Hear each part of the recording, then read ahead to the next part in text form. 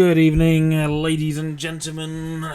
Welcome back. It is I, Still Guns, with a brand new machine, a brand new app for controlling the game that has decided it's not going to work properly.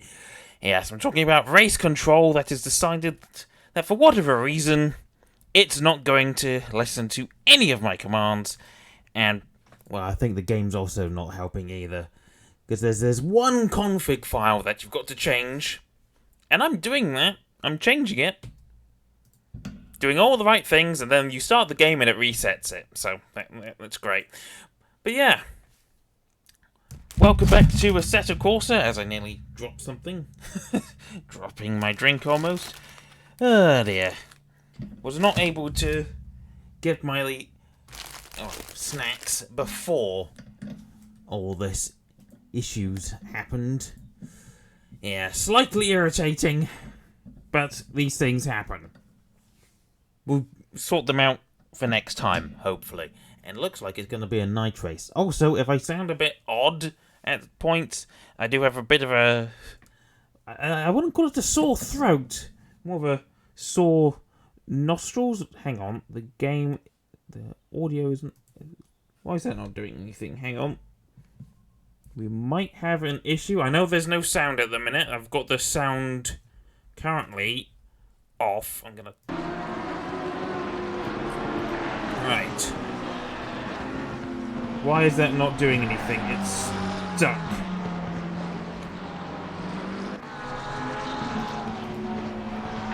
Turn it on and off. Turn that off. I have had a couple of issues with the streaming. I did do a test stream to my own Twitch the other day, and it wasn't... Why is it not doing anything? Come on!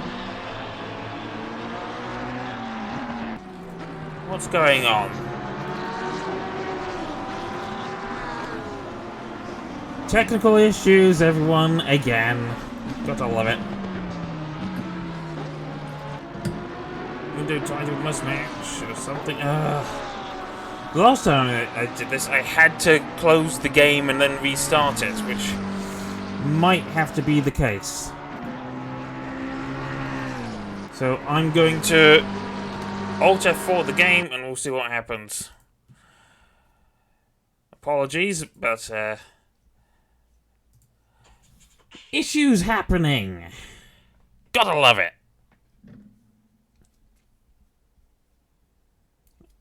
No, it's showing as a black screen at the minute. We'll see if anything shows up. Come on. That looks like it might be working now. At least it's working on my end. Is it going to be showing on your end, though? Come on. Would be no servers found. Come on. Aha, there we go. On a delay. Yes, I know you can't see anything with having issues. There we go. Green light. Go, go, go. Right, so I'm doing this the old-fashioned way because of the fact that the broadcasting is not working properly, so that's not the right thing. F2 wasn't? Yes. Was numpad 0 to get everything sort of working. There we go. It's been a little while since I've been on ACC, and also we've got the... That's not meant to be there. Hang on. I've just noticed. Where's the ideal? Turn that off, please. There we go. Right, so we do have a bit of a funny throat/nostril situation at the minute, so apologies if you do sound a bit odd. Also, let me know how the audio levels are. We're currently watching Christy and Dawn. I swear there was a slightly different way. Very nice looking McLaren. Porsches, some Mercedes or two. quite a few McLarens actually. Ferrari 296, Lamborghini Huracan.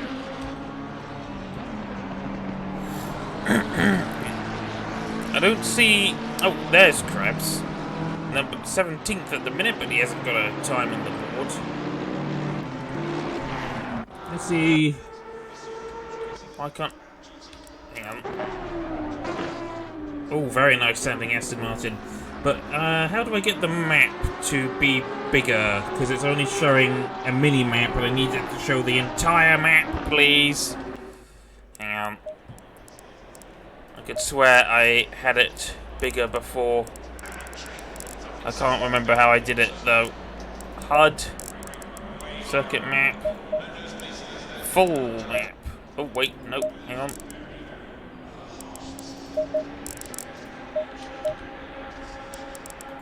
There we go, that's better. So, we've got some times on the board. 2 minutes for Mr. Corsial, Nathan Corsial. I'm gonna start having a drink to try and soothe my battered nostrils. Ideally, I need to find some paracetamol, but I don't know where it's gone. I have ibuprofen, though. That's not what I want to take. Ideally, I would have done all this before I started the stream, but race control took on my primary focus. What's being said? Yeah. Racing line is, you know, in and out for the racing line to go. I thought it was completely gone. Hang on. Right. I assume you mean in and out of the server, so I'll leave and then rejoin.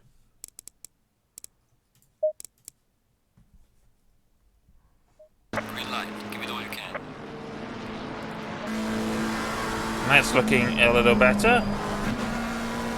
There we go. There's our track map.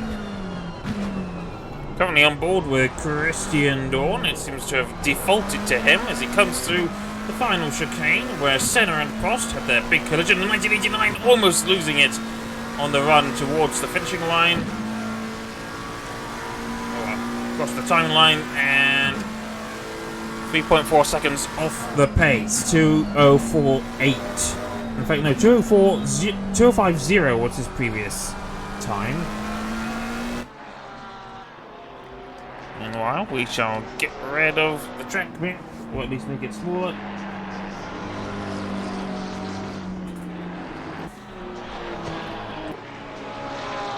That's a very blue Porsche there. Meanwhile, Fabian Krebs, number 27, is, I believe, on his first flying lap here. There he is. The car is black, which means he's missing a skin here. A livery. Up towards the hairpin we go.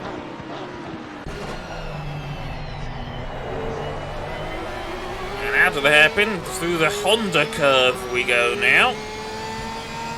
Where Carlos Sainz had his big crash in the wet this time last year. Towards Spoon now. Hang on. Basic HUD. And he's actually down on, I believe, his previous best. He might, in fact, I think he could have potentially invalidated. Though usually the time would be red. So he's down in his previous best. 1.5 seconds down as he goes through 130R.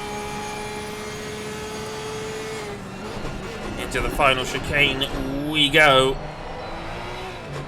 There's Krebs. I think he's a champion, former champion potentially. 2 seconds off his previous best now, hugging the inside wall, heading towards the finishing line. What time is he going to get? 2:03.6, so it is a personal best actually. Oh, we're getting some rain. Oh, and he's losing it on the exit on through turn 1. Manages to get away with it, I think.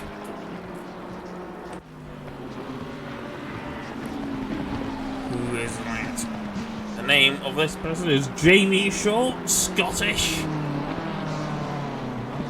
Next up, we've got Dimitri Alyapin in a bright yellow Ferrari.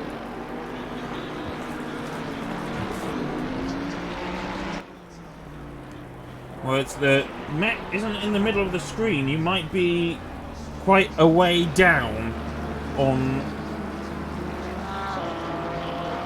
the stream lag. Oh, there's been a spin for Jose Halgard on the chicane. Weird place to have a spin. Most people finish their laps by now. Brian Wilson in the Spitfire McLaren has not been able to set a lap time that counts here. Charlie Kent, almost called him Clark. In fact, yeah, it's Clark Kent from the Imola stream. This glorious sounding Aston Martin has managed to go P7. Did not improve. So Brian Wilson and who's Peter Zweem? Can we find Peter Zweem? Number 555. Oh, that's gone very wide for Sherlock. Could have been on for a good lap. Ended up almost in the wall at 130R. Where's Peter Zweem then? Can we find him? There he is. Did not get a time on the board. Needed the Brian Wilson and Khalid Malcolm. I think has had a disconnection.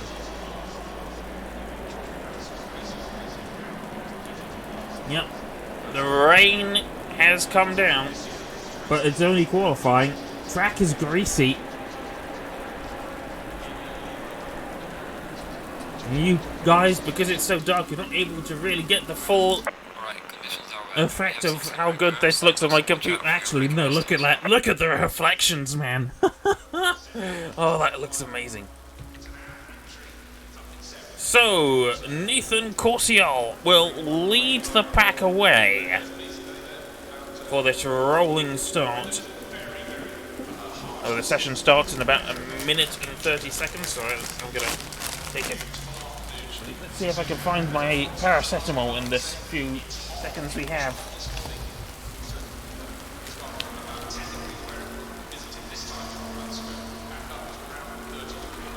I can only find ibuprofen, which is too powerful. Why do I have so much ibuprofen?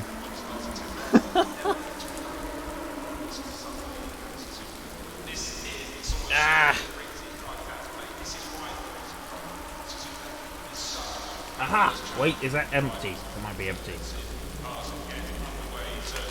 No, it is not empty. Yes! Paracetamol. It's time to soothe my bleeding nose. Well, it's not actually bleeding, but it is not comfortable. I've had it since this morning. I don't know why.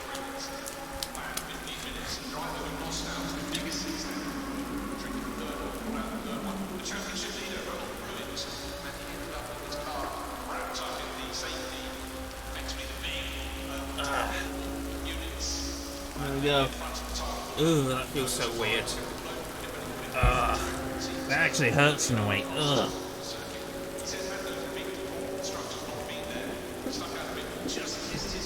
I don't know what's going on. That feels so strange. Anyway, track is definitely wet.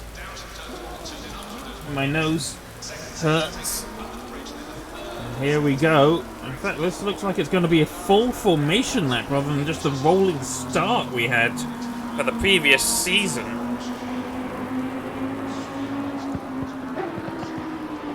The 699 Iron Lynx Lamborghini Huracan. I do like the Iron Lynx. Can't wait to see them join the top flight of Le Mans next year in the Lamborghini SC63.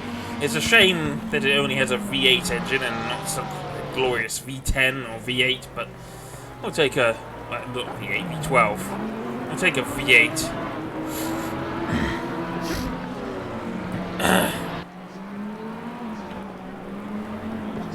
Behind Nathan here is Ferrari Schroeder. Al Yappen getting a bit close for comfort. Marine van Veen. That's Dutch, so apologies if I've messed up how that's pronounced. Jay Wolf in a bright yellow Porsche 911. Declan Bowler in another Lamborghini. Charlie Kent in the V12 I almost called it a Vanquish. It's a Vantage. Dries Verhulst, sorry, V and R and L in the wrong places. Jose Halgaard in an Acura RSX, or Honda RSX, NSX rather. Did I call it an RSX? Ugh. Kill me now. Zach Summerell. Zach? Grand Nagus he is not. Oh, he's causing a traffic jam though. This could cause a bit of issues. Alexei Shlovic driving a 296 GT3 rather. Joel Carnelling, Big Jabber in the other Iron Lynx Lamborghini. There's gonna be a crash. Oh no, unfortunately. Turns out ghosting's available online in the formation there. Oh dear. Jovanovski Angel in, what's it called again? Mercedes AMG GT3. Fabian Krebs in the Grass 911. With skin we cannot see, so it's just a blank black car. Christian Dorn, his old teammate, in the McLaren. Jamie Shaw in the BMW M4. Sherlock in another AMG GT3. Andy Schultz in another M4. Very familiar looking M4 colour scheme. Brian Wilson trailing the rear of the Spitfire McLaren. And someone else has just overtaken Peter Zweem in the 555 Lamborghini Huracan. Khalid Malcolm in the pits with what looks like an M8. Is that an M8? It can't be. How do I get a good look at this car? I want to have a look at this car. No, it's an M4. Meow! Oh, it's a nice looking car. From that angle, anyway. So, we're going to go for a rolling start, potentially. I do not know how these things have been running, but we will be getting going momentarily. We've got 5 red lights. And this does look like it's going to be a rolling start. We shall wait and see. Hutt's GT3 League is green, green, green. Here we go for the first 30-minute race of this round 7 at Suzuka.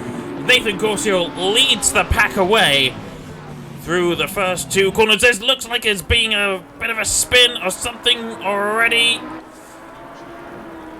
Potentially, yes, there has been chaos at turn 1. Multiple cars caught up.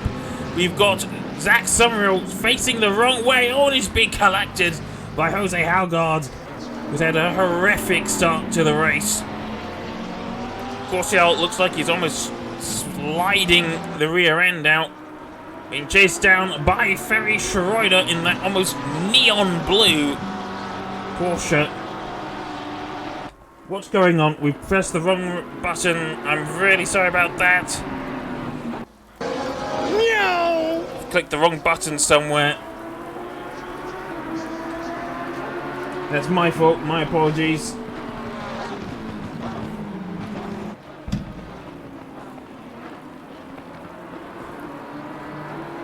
Yeah.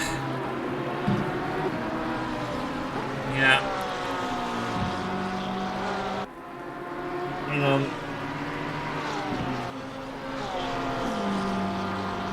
phone hasn't caught up. There we go. Right, so apologies for that. I got so busy looking at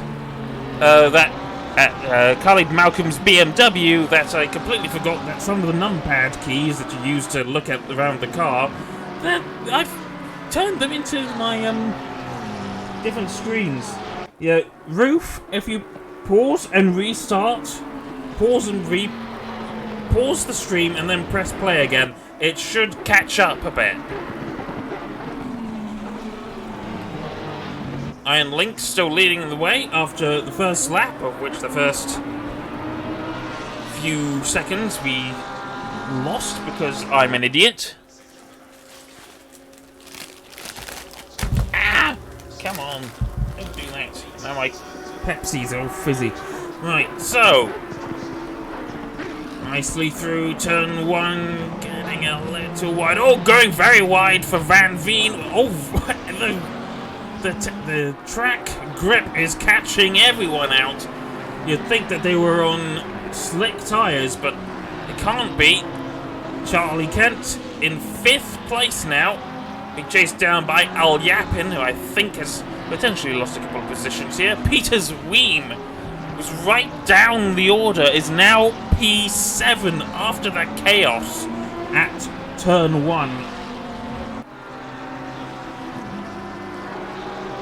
And he's got another Huracan for company. Well, that's... No, sorry. I'm getting all mixed up. That's Al Yapin going quite wide.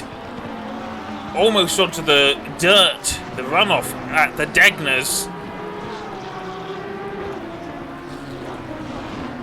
Meanwhile, Slovak Vel being put down by Verhulst.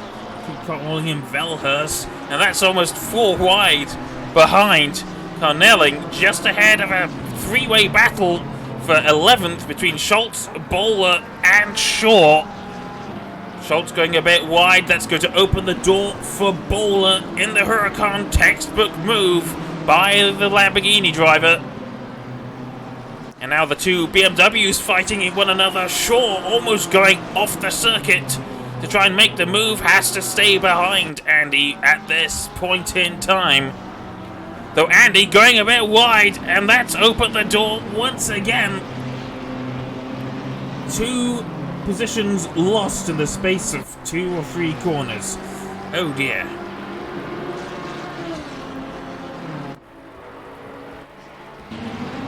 Meanwhile, the fight for P5 has turned into a general fight for P4 as Charlie Kent pardon me, got a little bit of... Charlie Kent has managed to take P4 from Wolf, who was 2 seconds slower, and you can see why he's gone wide at turn 1 again. Loses 2 positions in the space of a single corner that time around, and now finds himself in P7, just behind Peters Weem and Al Yapin. These 2 drivers just not as fast as the Aston Martin of Charlie Kent.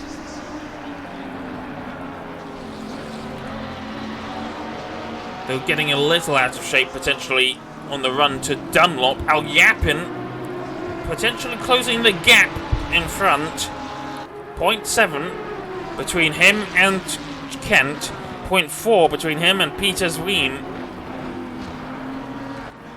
Meanwhile, the leaders are all nicely separated, so looks like the podium positions could well be set in stone here. But never say never.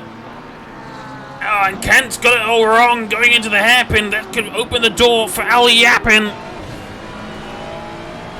Oh, that looks so good. This is something you didn't get to see on my old PC. This looks amazing. Oh, getting a bit close. Oh, Yapin has to break contact a little bit, has to go wide. Still in the fight, but that's lost him some time. Oh man, this is so good looking. Look at the raindrops. So the gap in front between Kent and now Yapin was almost, well, at the minute it's 0.9 of a second. Between Al Yapin and Peter Zween, it's 1.2 seconds now. Meanwhile, Verhulst chasing after Shlovic for P9.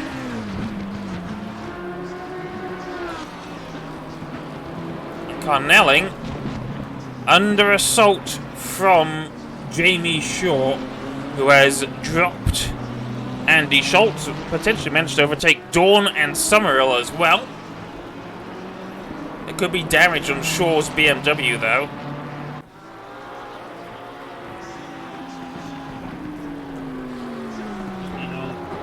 Issues, what's going on? I'm having issues in...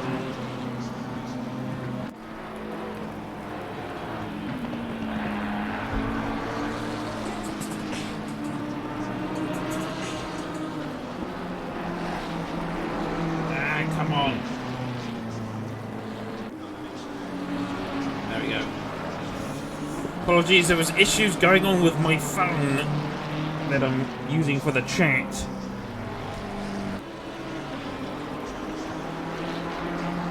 Why am I doing that? I'm control tabbing for some reason. That's not what you do.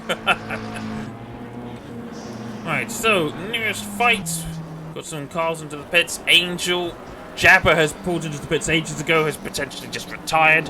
Jose Halgard lost a lot of time. Somehow 20th, but behind Angel and Jabber. Okay, weird. Could be a fight later on down the line as Van Veen looks like he's closing the gap to Schroeder here. 1.4, 1.5 seconds. It's getting closer than it was. Oh, Yapin, meanwhile, has managed to take Charlie Kent. I think something has gone wrong for our Aston Martin driver here, as he's now down into 7th behind Jay Wolf. Unfortunately, something we missed out on. Oh, wonderful that things aren't working at all.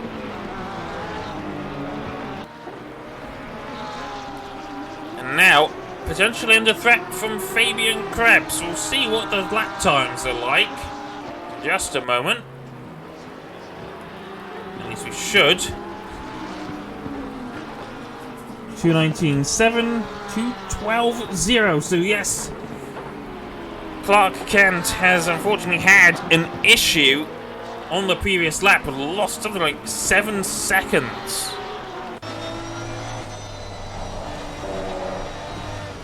The rain, however, has let up.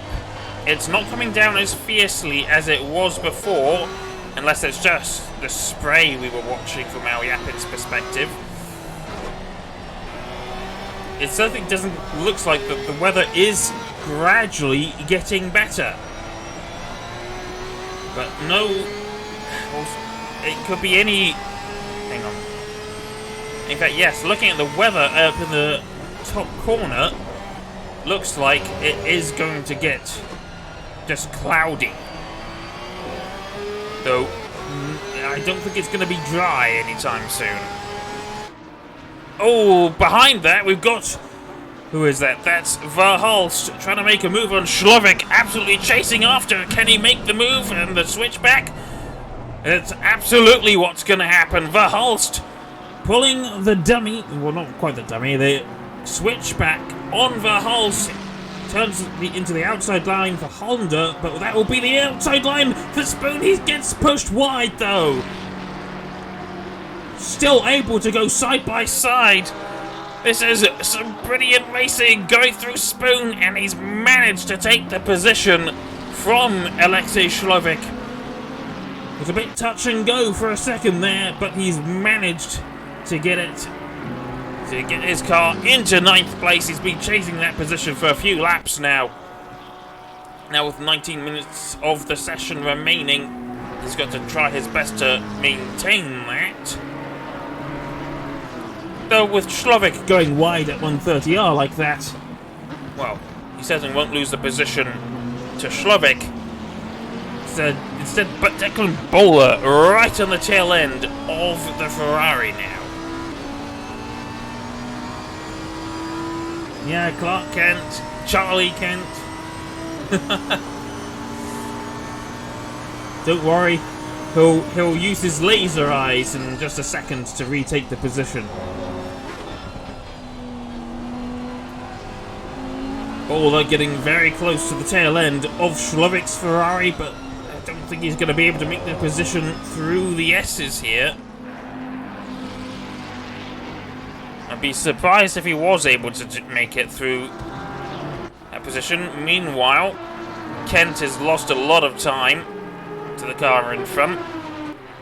Could have potentially picked up some damage. Van Veen now, within a second of... Is that Fabian? Ferry Schroeder, that's the word, the name.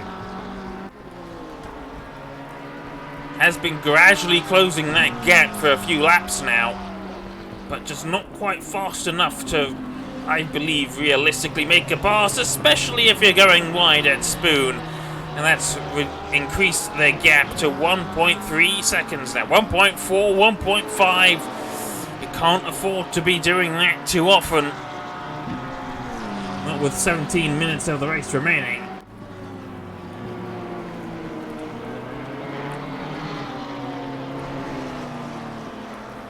Peters Weem could potentially be catching Al Yapin. The gap still about 2 seconds. Fabian Krebs closing in on Charlie Kent again. And we'll see if he can make the move stick this time.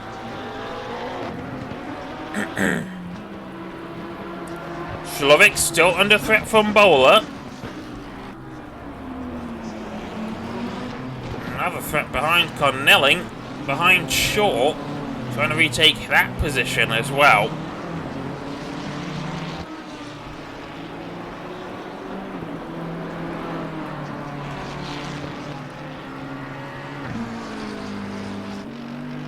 Sherlock in a bit of no man's land, 6.5 seconds ahead to Summerall, still on track.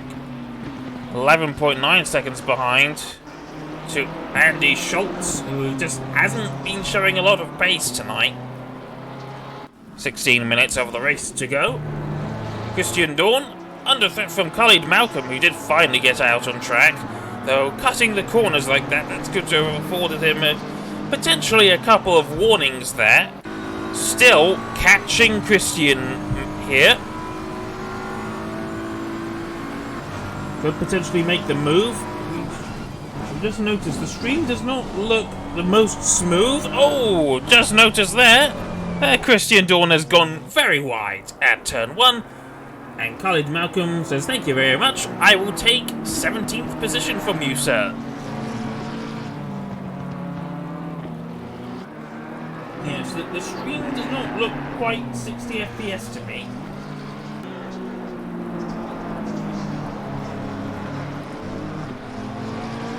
It's supposed to be in 60 FPS.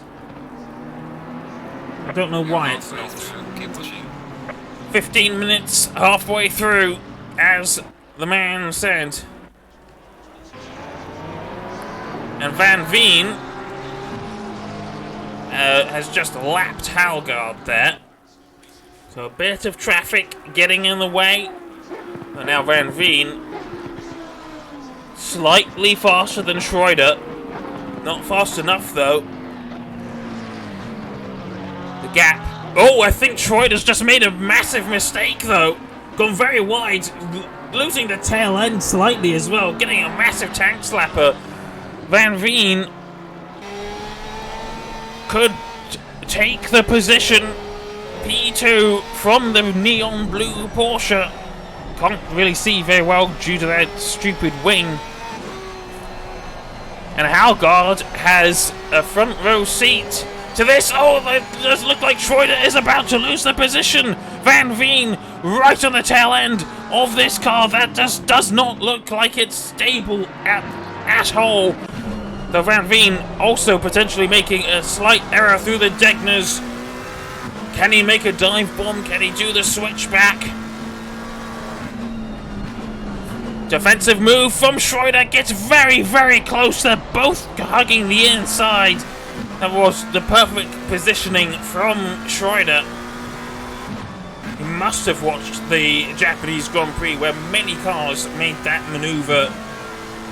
Overtaking maneuver, going to the outside and then cutting to the inside. That's the switchback for you. Schroeder, though, still going wide.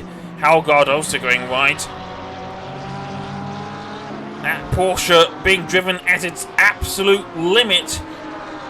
And it's just perhaps a bit too much over the limit, too. Getting very close for comfort. Schroeder has to try and drive as well as he can. Van Veen going a bit wide at 130R.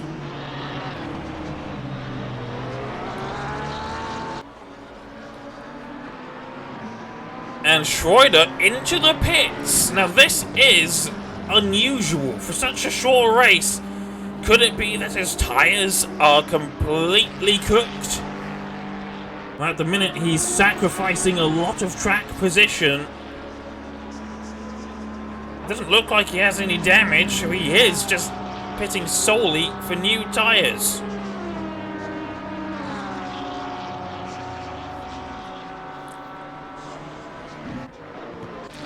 So that has allowed... Oh, that's not the word I was looking for. I can't remember the word. Oh, Yappin now in P3 with Peters Wien just behind. Both these drivers driving very well. Of course, not well enough to take positions as Haugaard going off at the Degners.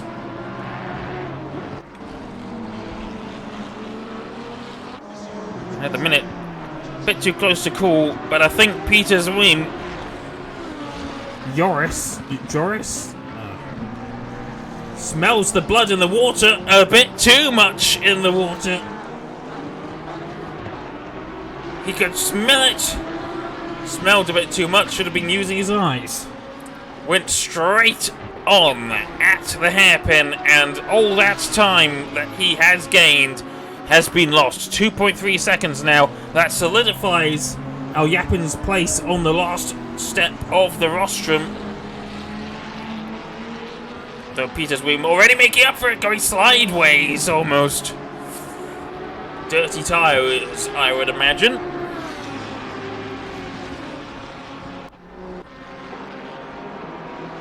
Meanwhile, Kent and Krebs fighting over P6 now. It looks like Kent could lose the position to Krebs. He's been losing a lot of pace.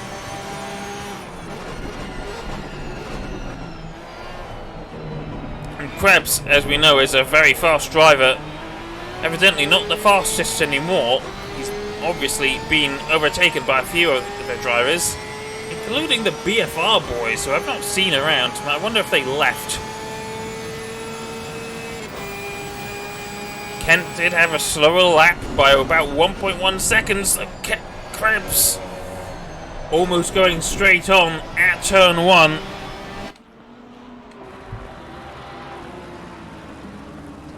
Getting very, very close. And you can see that Krebs visibly closing the gap between each of the corners of the S's. But the Aston Martin seems to have the power over the Porsche.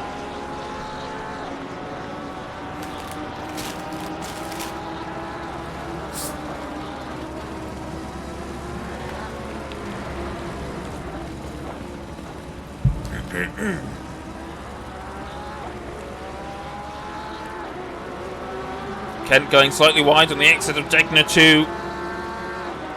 Oh, Wolf has picked up a drive-through. Not sure what for. Potentially corner cutting, forcing another driver off, but that's race ruining that. With 9 minutes of the race to go, that could be him out of the points.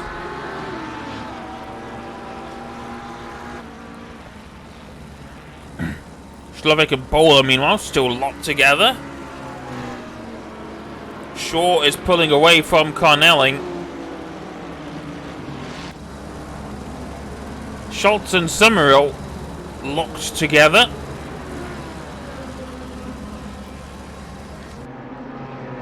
I think that could be Summerall about to take the position P14 from the BMW. He's much closer, much cleaner through Degner 2. He's going to go to the outside. Schultz going trying to defend the inside. It's going to turn to the outside of the hairpin. Summerall pulling the switch back. That's going to turn into the outside of Honda Curve. But he's just getting a little too loose and has to settle to slot back in behind the BMW. It just didn't have the grip for the move. Oh, they're both going wide. Summerall not going as wide though, and he does manage to take P14. Oh, that was a that was a bit close for comfort.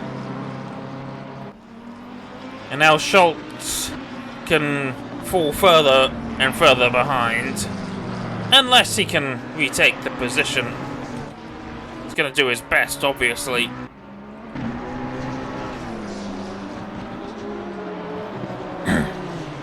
Peter Zweem has not been able to make the time back that he lost at this very corner just a couple laps ago.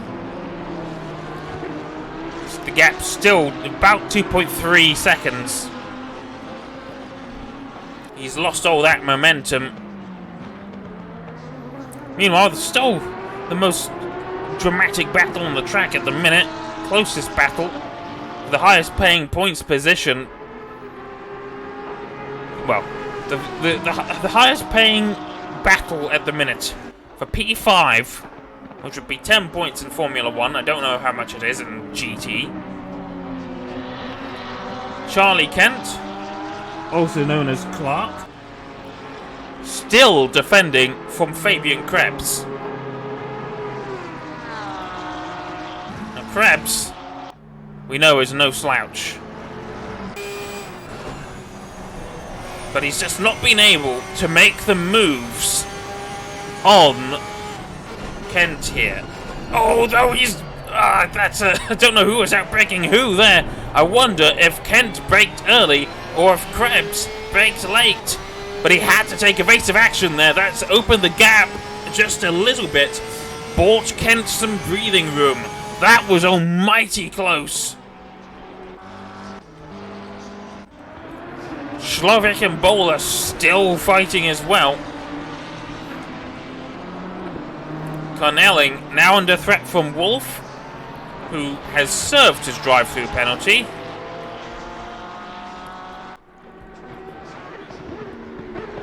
He's turned off his wipers. I wonder if he thinks... It certainly is getting drier. The spray isn't as bad. But just sliding too much at the minute to really make any realistic moves. As Sherlock just put in a 2:11 dead. That's a nice lap. Summerall and Wilson now. Well, Wilson's been overtaken. He's been lapped. Schroeder spent ages in the pits, held P2 for so long, and is now dead last, right behind Khalid Malcolm. He'll get P17 here, but he'll be lucky if he can get anything higher than that. That is the risk of taking a pit stop in such a short race. You don't know how much you're going to lose or how much you're going to be able to retake. And in fact, that was a very slow lap, 2:18. He was doing 2:09s a few laps ago, and now this? Oh dear. Van Veen and Al Yapin now. Al Yapin has managed to catch Van Veen, and Peter Zweem is right behind now. This is a battle that's starting to heat up a bit, especially as we're now in the dying stages of the first race here tonight. Less than 4 minutes of the session remain, and Van Veen goes wide at turn 1. Almost opened the door for Al Yapin to sneak his 296 through. Not to be on that occasion, however. This is starting to get really tight. And if Van Veen makes one mistake, that could open the door for the pair of the drivers behind him to get through. Al Yapin and Peter Zweem, however, the Lamborghini going a slightly sideways. That's providing Van Veen a little bit of breathing room, at least to the Lamborghini. It's getting very close here at the front end of the field. I say the front end because the number 699 Lamborghini of Nathan Corsiel is just, he's pulling a Max Verstappen. He's 16 seconds ahead. He's exiting Spoon whilst everyone else is going through Honda at the minute. Van Veen slightly slower through Honda, and he's going wide. This is opening the door. This is the mistake he could not make. Al Yapin. Oh, Van Veen closes the door on the exit of Spoon. Brilliant defending from, I think he's a Dutchman. Yes, it says he's Dutch here, but Al Yapin still fighting. Can he take the position around the outside? It's going to turn into the inside of 130R. Van Veen defending the inside of the chicane now. But he's overcooked it. He's gone wide. He's cut the corner massively. 1.7 seconds. He has to give those seconds back. Oh no! Clark Kent has picked up a drive-through penalty now. And Verhulst chasing after Krebs, so Clark Kent is not going to take P5. Meanwhile, Peter Zweem trying to take P3 from Al Yapin. Van Veen, for some reason, has not been penalised for that corner cut. That makes no sense to me. He should be forced to give that time back.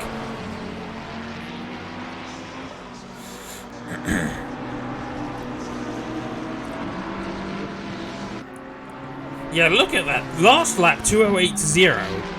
The two behind him, 2:09.5, 2:09.2. He didn't get penalised for cutting the corner, for basically straight lining the chicane. There's no way he can keep that position.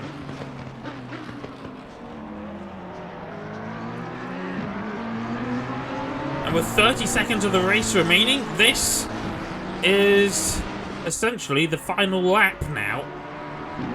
Unless the rules have changed a little bit. 20 seconds of the race remaining.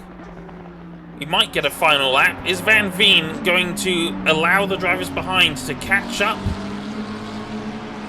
Well, the gap is certainly closing. 1.1 seconds.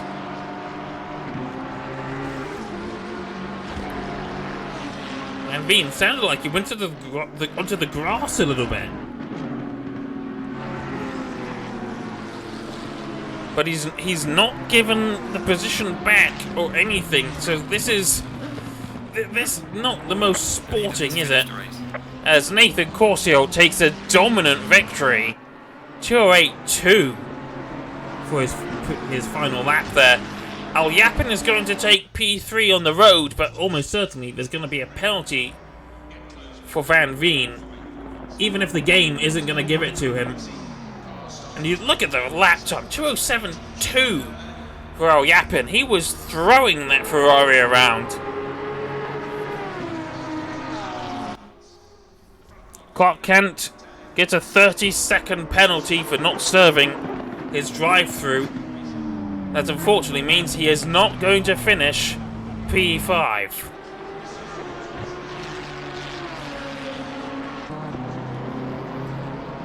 Jamie Shaw takes P10. Carnelling and Wolf fighting over P11. Carnelling will take it in the end, potentially just about by millimeters. In fact, yeah, it says 11 and 12.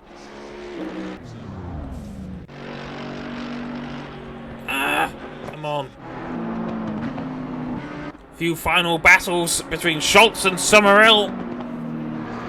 Can the BMW make a dive bomb on the McLaren? He's gonna try and go for it, I think. He's overcooked it, though. Makes contact with the McLaren. And that is all she wrote.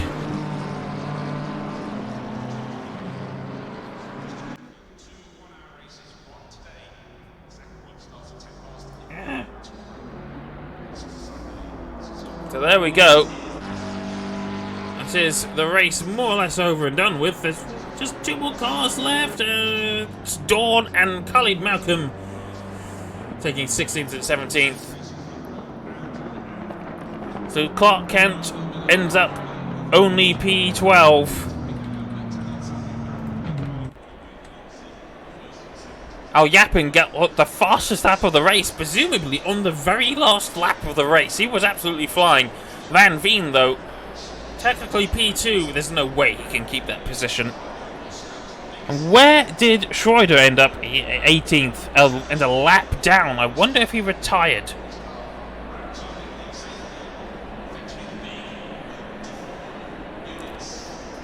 Unfortunate race for Schroeder, but in the end, he's the one who pit from a podium position.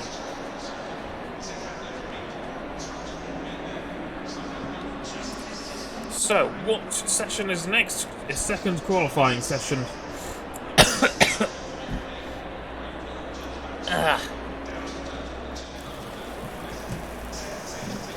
Green light, give it all you can.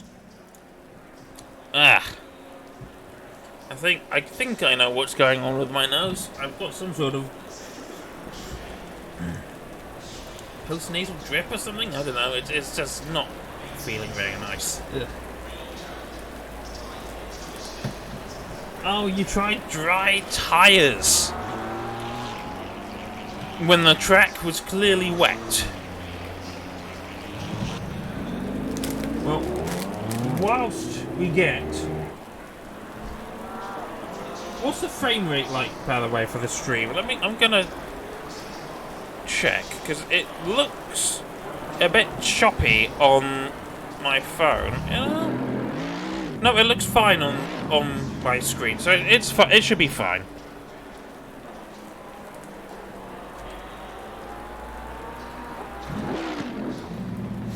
Ugh.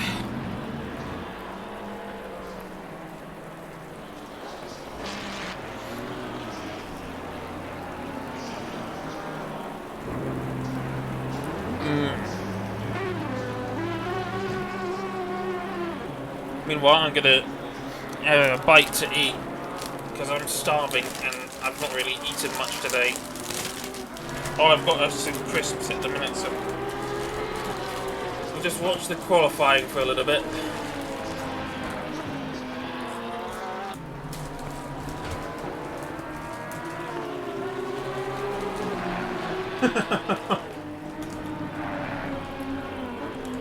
%5 chance of rain. And of course it's raining all the time.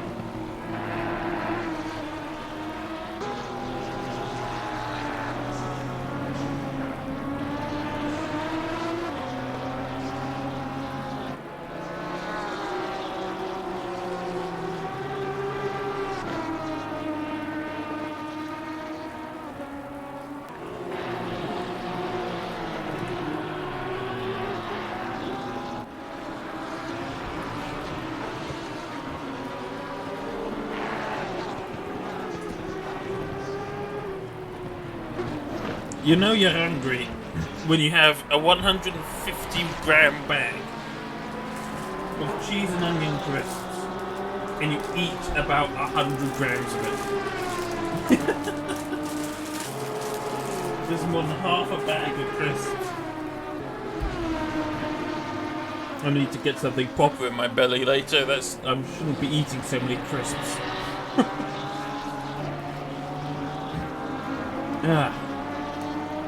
So 2 minutes and 35 seconds of the session remaining of qualifying.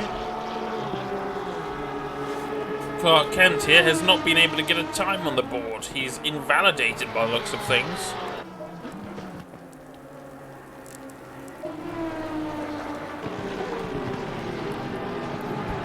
Especially if he's going wide like that. 8 seconds down on what time? On previous best or something?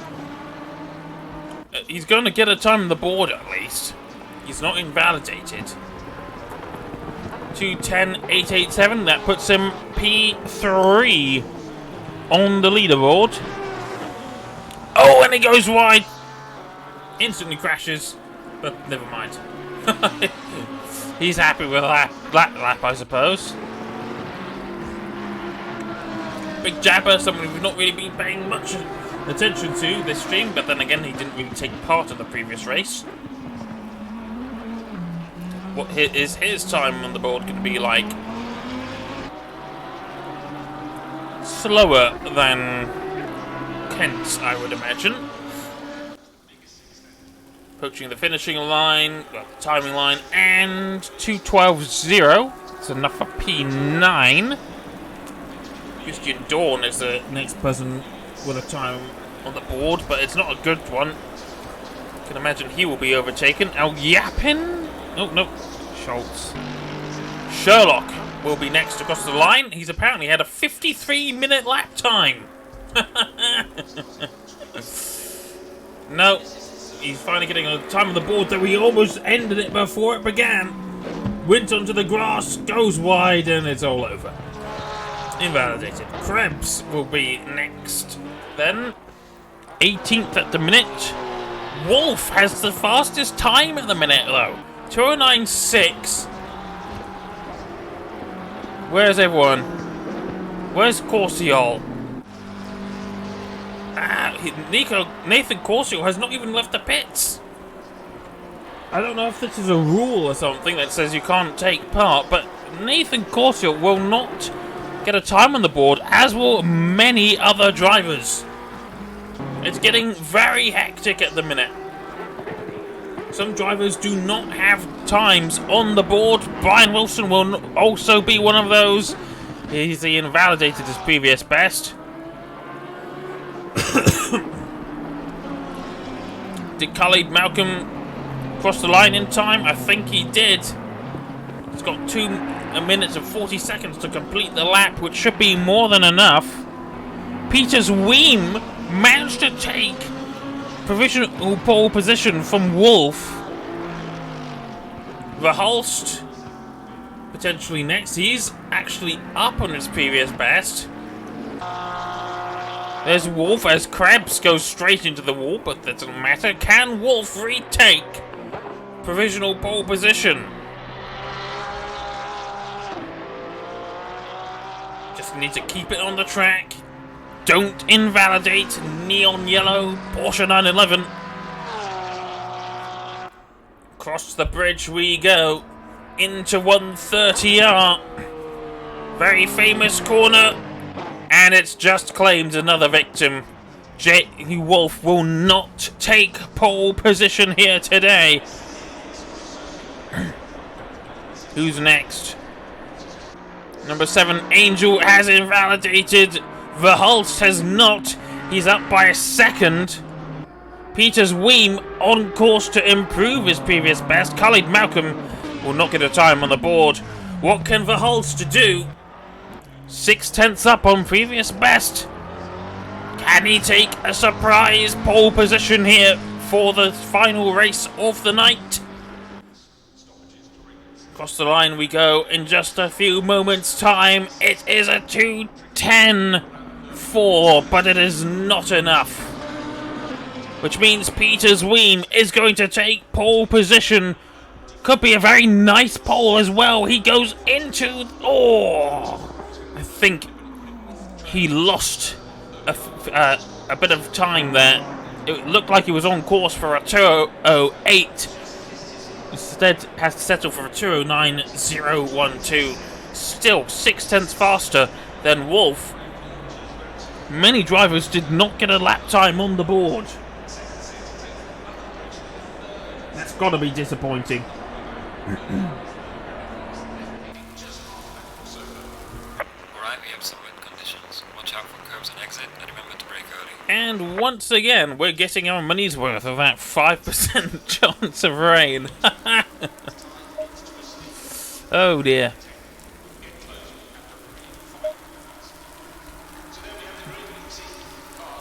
I'm hearing a lot of ambient audio, which... Yeah, that's wrong. Unfortunately, I can't really sort it out because it all comes out under one option and then it turns off the rain. So we've got to... Oh, hang on. Yeah, that's a bit irritating. We've got the commentator in the background and all these engine sounds which are wrong.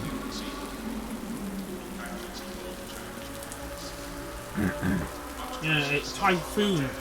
They call them typhoons here. I'm going to restart my Twitch app on my phone. Something's gone slightly wrong there.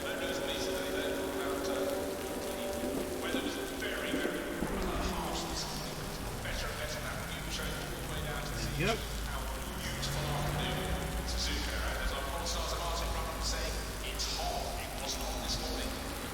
It's hot, it was not this morning. I don't think it's hot right now. I think it's kind of cool. 19 degrees, according to air temperature.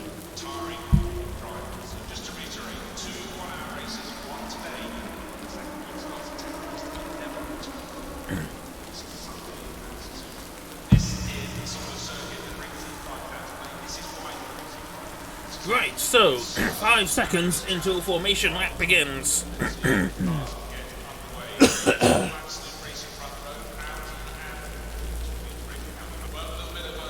Here we go now.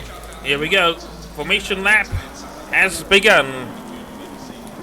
Joris Peter Zweem will lead the pack away.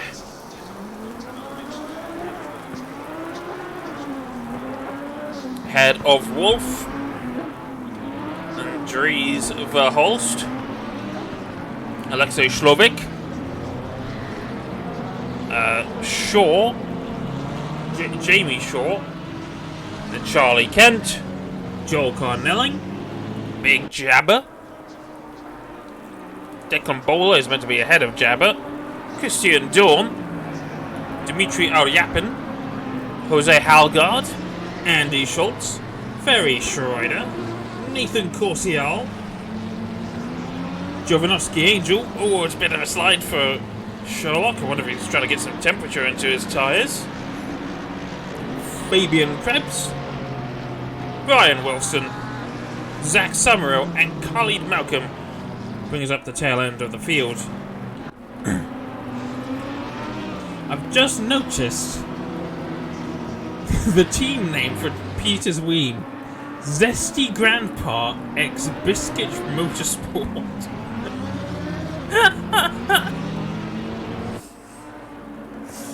What kind of team name is that? Oh dear.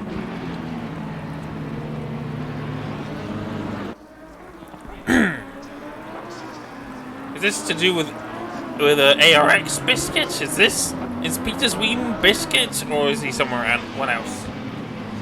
Not sure.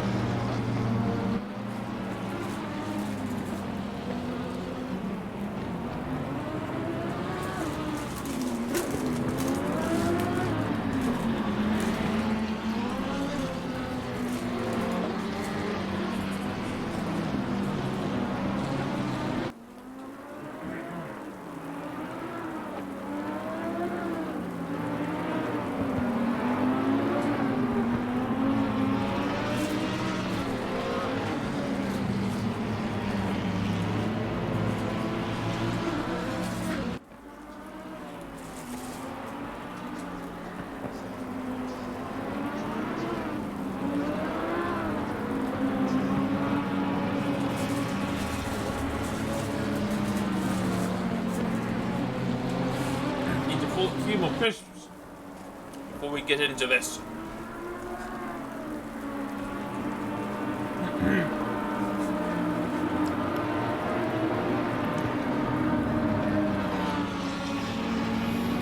So, let's make sure we're on the right screen this time and see if we can catch the carnage, if there is any.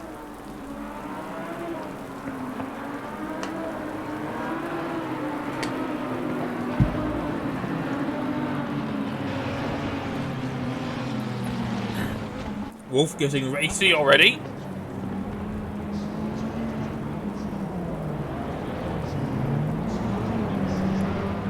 Rolling start will begin. Will take place momentarily.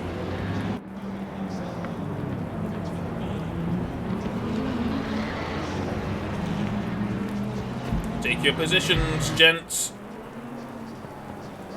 because we're about to get going. How does Michael Waltrip say? I don't remember. Oh, never mind, I do remember. On the final run towards the starting line. 5 red lights for the final race today. Come on, here we go. Giggity, giggity, giggity, giggity, giggity. I don't know. Giggity boys, it's racing time for the final race today. Let's take a look at the field. Wolf already getting rather racy. Much cleaner start from the field this time. No chaos. Ooh, pardon me. Who's that in P3? Is that Carnelling? No, it's Verhulst. He's managed to get past Schlovik. Or did he qualify there? I don't remember. I have a memory like a sieve. A sieve? Sieve. I can't speak today.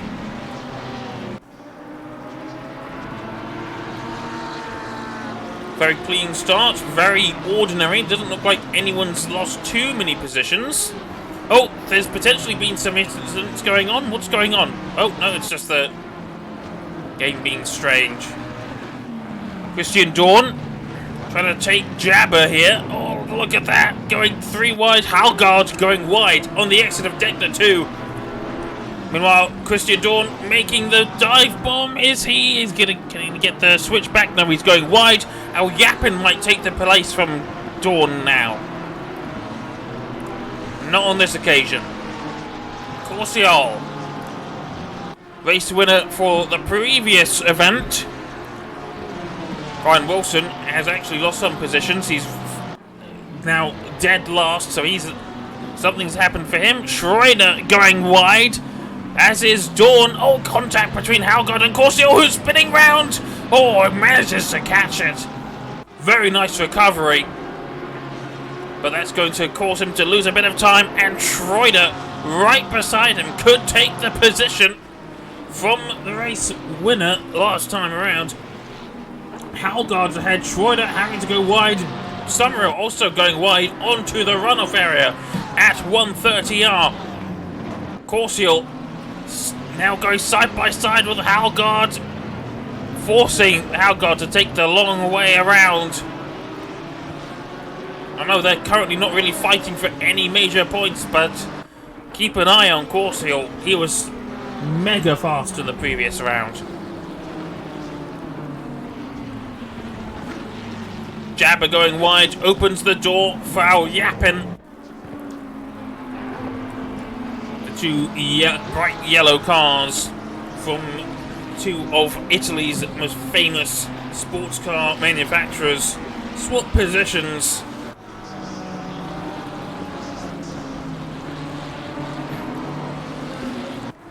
Meanwhile, Schlovik being dropped by Verhulst.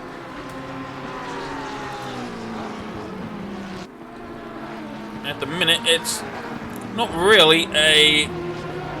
We had the chaos in the previous race to give us a bit of action in the beginning of the race. Carnelling going wide on the exit of the Degners, potentially going to allow Shaw to get past. Shaw has the outside with a hairpin. Can he switch back? Carnelli hugging the inside. Excellent defence. Someone else watched the Japanese Grand Prix as well, by the looks of things. But Carnelli definitely under threat from a handful of cars here. Bowler being Peter Zweem's teammate. Al Yappen goes wide at Spoon, as does Jabber. And that's going to allow... Well, actually, Jabber's managed to get ahead. I don't know what happened there anymore. I think it allowed Bowler to get through.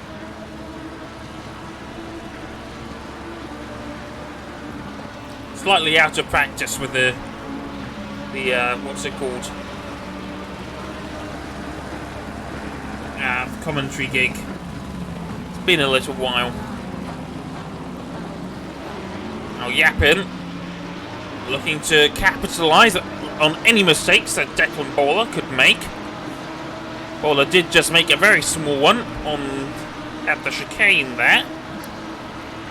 Now Yappin taking the inside line, but just not far enough ahead or in line to realistically make a fight of that.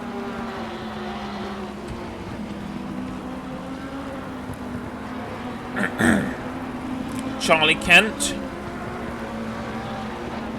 right on board with the Aston Martin here for a little while. Right behind Alexei Shlovic in the 296 GT3 in a stock default colour scheme. Second behind the Ferrari, but the Ferrari is a newer vehicle compared to this version of the Aston Martin. And kicking up a lot of spray as well. Meanwhile, Verhulst getting close to Wolf. Wonder if he's trying to go for the switchback there, but he is catching the neon yellow 911 here. That gap gradually closing.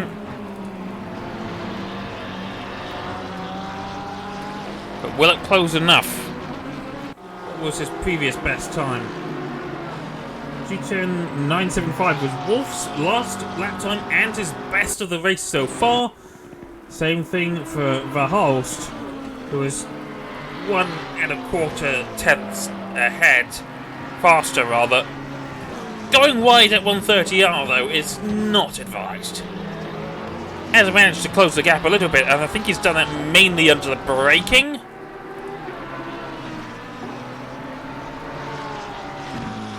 Gap gradually falling, but not fast enough. Peter Zweem, 209.6 for his lap there.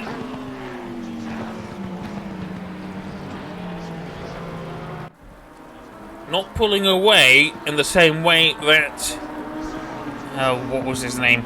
Nathan Corsiol was doing. And Kent has made a mistake somewhere. He's lost a lot of time to Shlovic and is now under threat from Joel Carnelli. The Swede drifting his Ferrari around some of these corners by the looks of things.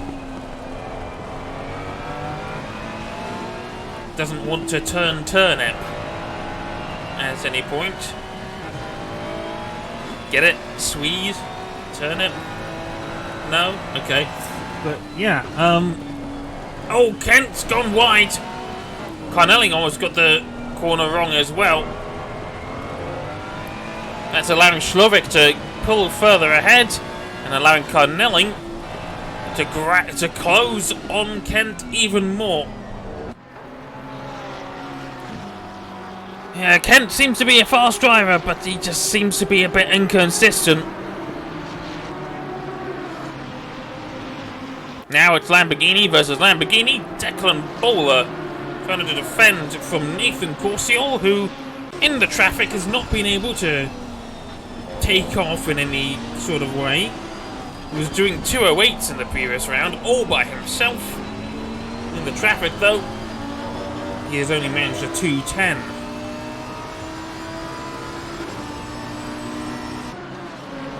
twin V10 power, but then Al Yapin in the V6 power 296 behind. And Corsial has to make the move here. Al Yapin sort of boxed in a little bit.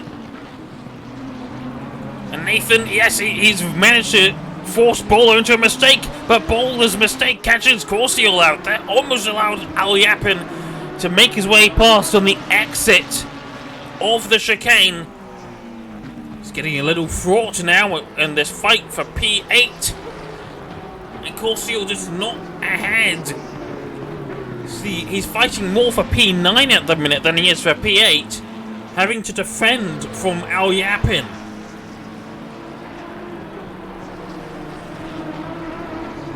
He's finally getting that screen time that he deserves, or wanted, needed. Taking off into the distance is one way to win a race, but he's got to see if he can win it from the bin. Just over 20 minutes of the race remaining, and Corsial desperate to get past Declan Bowler. He's going up the inside of Dunlop. It's going to turn into the outside of Degler, and both Lamborghinis go wide. Oh, what the hell was that?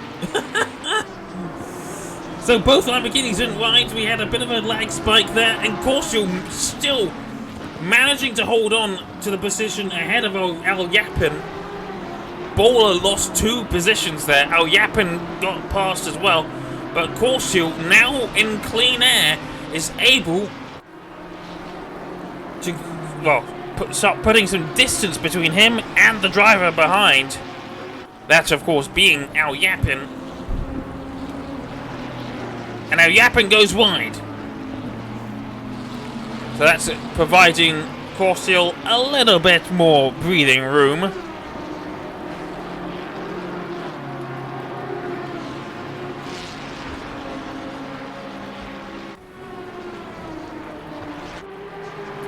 Oh, Clark Kent almost drifting through 130R, foot to the floor. That really did look like something out of Fast and Furious for a second. Or Top Gear. Just going sideways. Meanwhile, the top 2, Wolf and Verhulst, the 2 drivers on the lower steps of the podium, did almost identical lap times. So Wolf not really pulling away, and Verhulst not really catching up. 2:10.0 best lap. 2:10.1 was Verhulst's last lap. So it doesn't count as his best. I think it was invalidated somewhat. 2:09.3 for Peters Wien, which is last lap and best. Fastest lap for him so far. Gradually pulling away from the drivers behind. And Verhulst, I think, is getting things a little bit wrong through the Degners.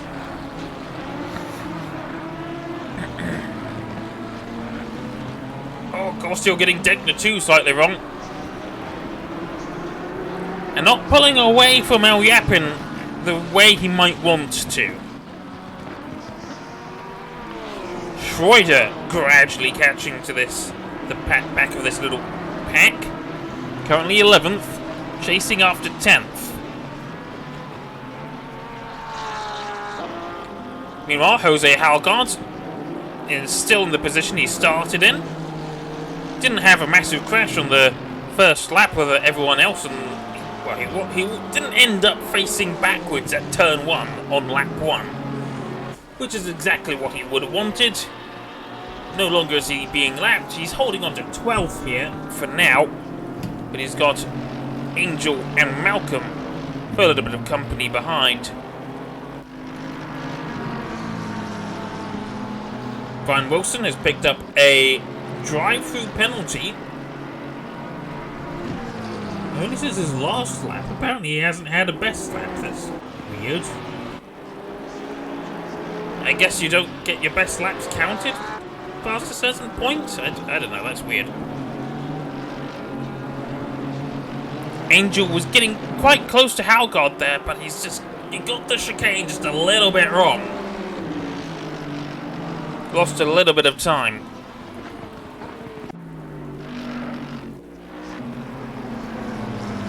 Brian Wilson may soon end up, well, and he is going to end up last on track when he serves his drive-through, and he's got the chicane wrong anyway.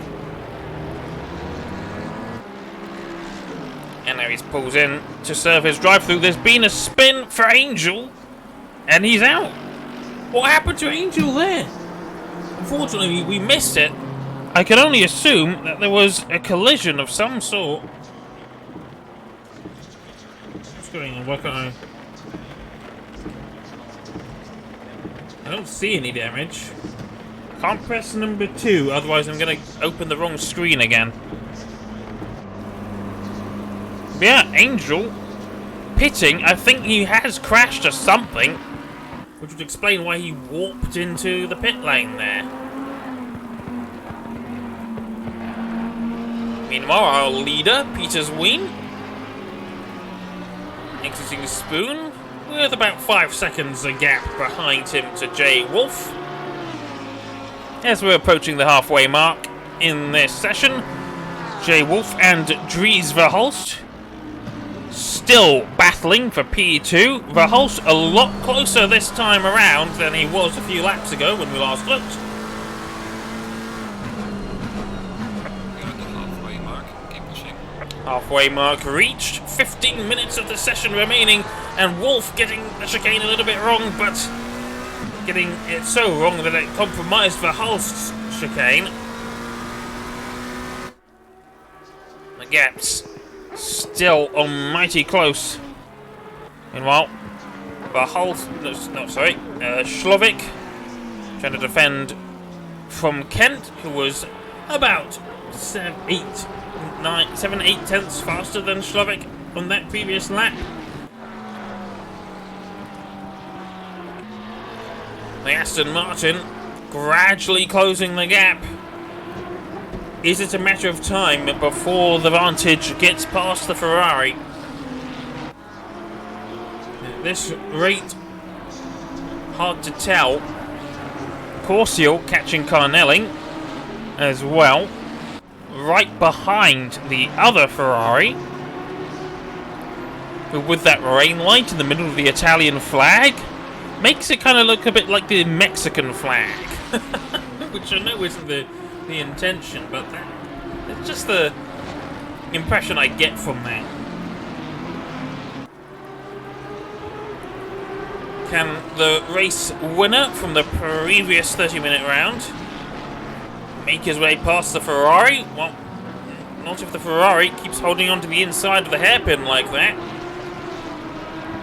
Slightly wider exit that Carnelli took. Corsiel right on the tail end of the Ferrari. Can he make the move anywhere? Oh, well, he's going to as Carnelli slides out.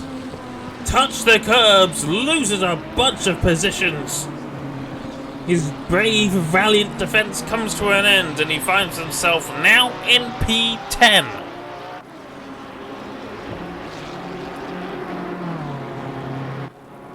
Oh, Yapin, meanwhile, slightly adrift in a little bit of a no man's land. 1.5 seconds either side to Nathan Corsiel and Jamie Shaw, our Scotsman. Unfortunately, he cannot break the laws of physics for you, Captain. Yes, I know his name's not Scotty, but shush, I'm being silly. Meanwhile, Clark Kent finally used his super moves and got past Alexei Slovik. He managed a lap that was 1.2 seconds slower? Wait, that can't be right. 1:2:12? No, yeah, 1.2 seconds faster. I got things a little bit wrong. I thought for some reason he did a 2:13. Finally into P4. He's been chasing that position all this time, and Sherlock has picked up a drive-through penalty somehow. And now Slovik under threat from Corsiel, who I reckon is going to get past the Ferrari a lot easier, a lot quicker than Kent managed to.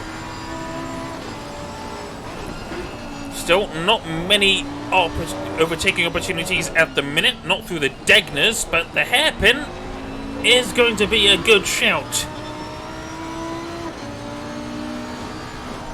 Can he make the move stick? Where's Shlovic going to plant his Ferrari? He's going wide. Is that going to open the door? It is allowing Corsiel a little bit of a space on the outside of Honda, but then he's going to switch to the inside. Right behind that Ferrari, he can basically read the number plate if it had one. Look at this! Shlovic doing his best to defend. He's going wide on the exit of Spoon. Corsiel's alongside. It's getting mighty close.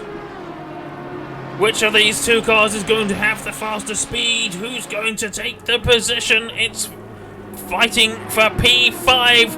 Corsiel is forced to slot in behind. Potentially, a bit of contact going on there. That did look like a very forceful move from Shlovic. We'll see what the stewards have to say about that, if there was indeed any foul play going on.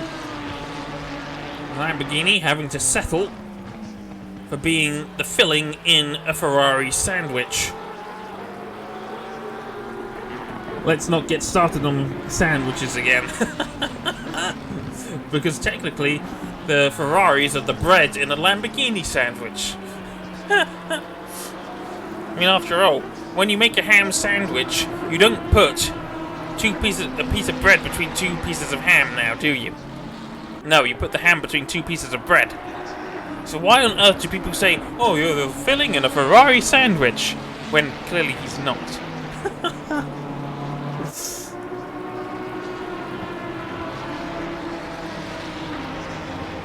Equidistant between the cars, the Ferraris on either side. Half a second between Shlovic and Alyapin for Corsiel. So pretty much safe and not safe. Though closing on Shlovic through the Degners, he's managed to do it a little bit better. Not close enough behind, however, to stick his nose in.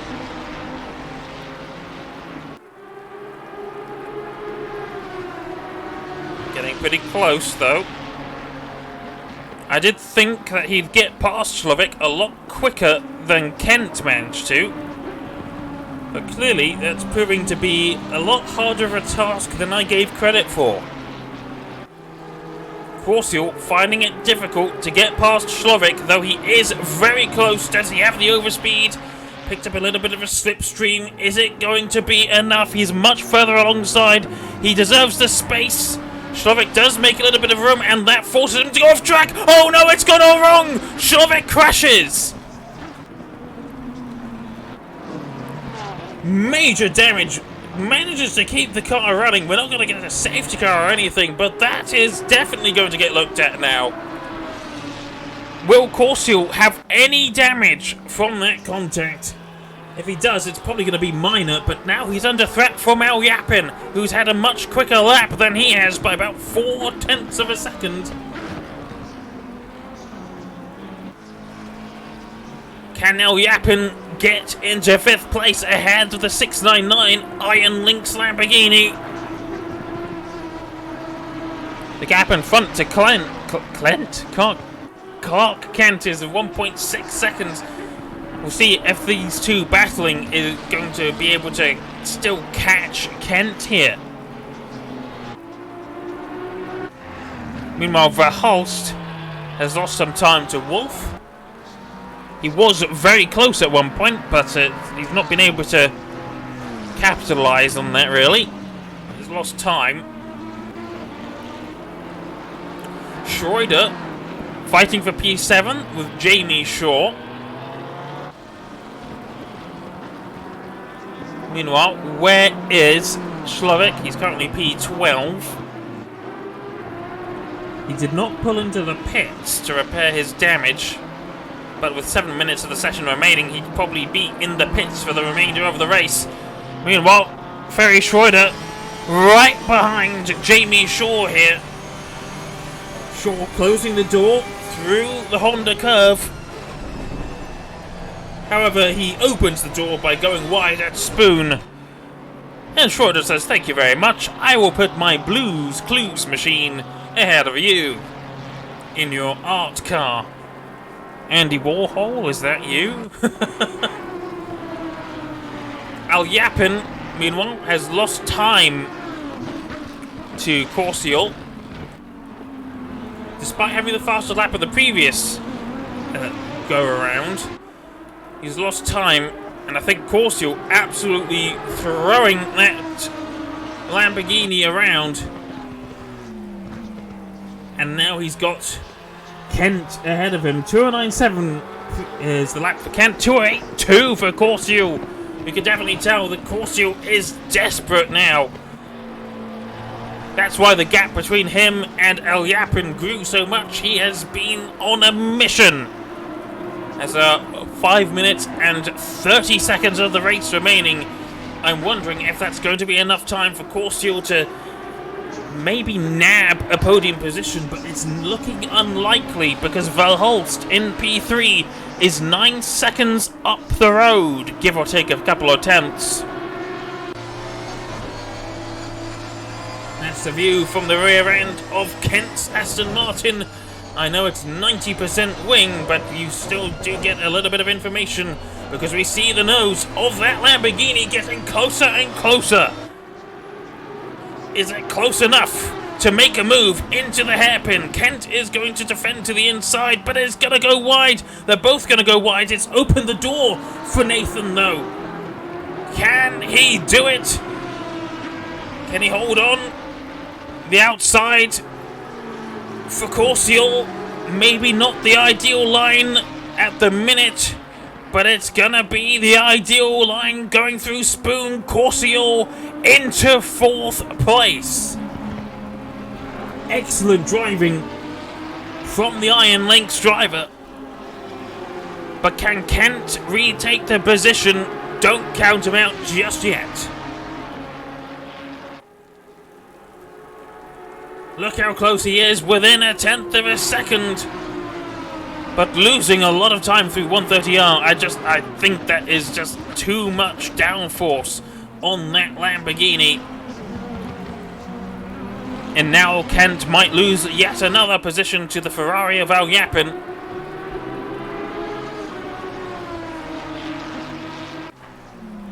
Meanwhile, though, I think Corsiol is too far behind Verhulst to really make a move. 209.1 was his previous lap. What is the gap between him? 9.7 seconds, 9.6, 9.5. With 3 minutes, well, 3 minutes and 30 seconds, give or take, remaining, it's just not enough time to close that gap and overtake Verhulst. Well, he's not going to do it. He'd have to do a 2-minute dead, surely. Go below the 2-minute mark to make up that gap. Which means, more than likely, the 3 podium sitters are exactly... Well, they started here, and that's where they're going to end.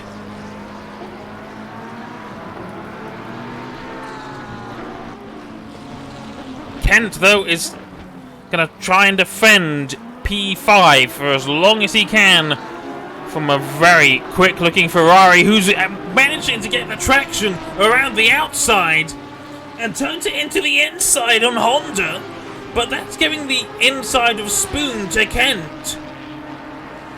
That is not really the position you want to take. Can Al Yapin make it the move? No, there's contact. And Kent actually concedes the position to Al Yapin. It was probably only a matter of time before he lost the place anyway. Now Aston Martin not doing him too many favours. It seems to have a lot of straight line speed, but not a huge amount of downforce through the corners. Meanwhile, Peter Sweem on the final lap. There's not enough time to complete this lap in less than 1 minute and 50 seconds.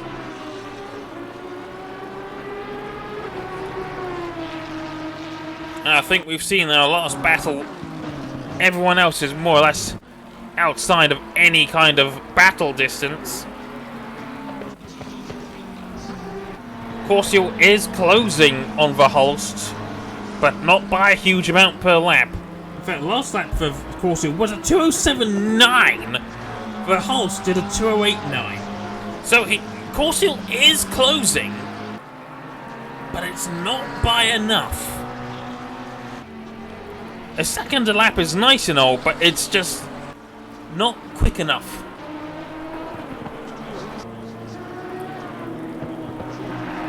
There could be a little bit of drama on the final lap here. Halgaard getting closer to Bowler, but just not close enough. And Schlovik gets disqualified. Well, he had a huge amount of damage. He wasn't going to complete the race anyway, I don't think. Meanwhile, Joris Petersween coming through the spoon corner. It's been a completely uncontested race for him, more or less, since about round turn 2. Final lap of the race into 130R for the final time this evening. It's a Lamborghini clean sweep. Though from different teams, not often that you see Lamborghinis taking the win. Petersween crosses the line. Well, he's technically already crossed it, but hasn't crossed it yet. There we go. The 555 takes P1. Wolf will take a fairly comfortable P2 ahead of Dries Verhulst. Corsiel will take P4 ahead of Al Yapin and Clark Kent. We'll have to settle for P6. Ferry Schroeder will finally get points on the board with a P7. Jamie Shaw will take P8. Declan Bowler defending to the line against Jose Halgaard. Can the Acura take the position before the finishing line? It's just not going to be close enough. It's going to be P9 for Bowler and P10 for Halgaard. The gap was very, very close though.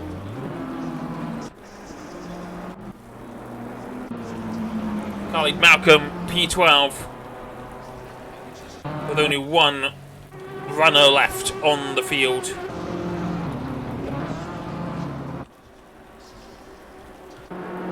That being Andy Schultz, the last man on track, in a rather lonely 12th place. Indeed, two pretty decent races. If only we'd captured the chaos in the first round, but that's my fault.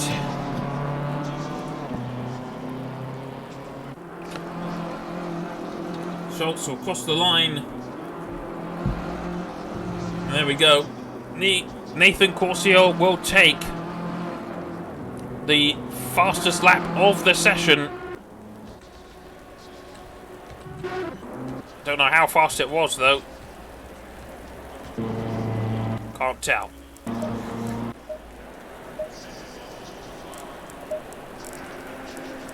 Doesn't say. The race was 14 laps. Doesn't feel like that. It feels so much more. Khalid Malcolm did not finish. Van Veen didn't finish. I didn't notice that. What happened to Van Veen? Christian Dorn managed 2 laps. Krebs 3.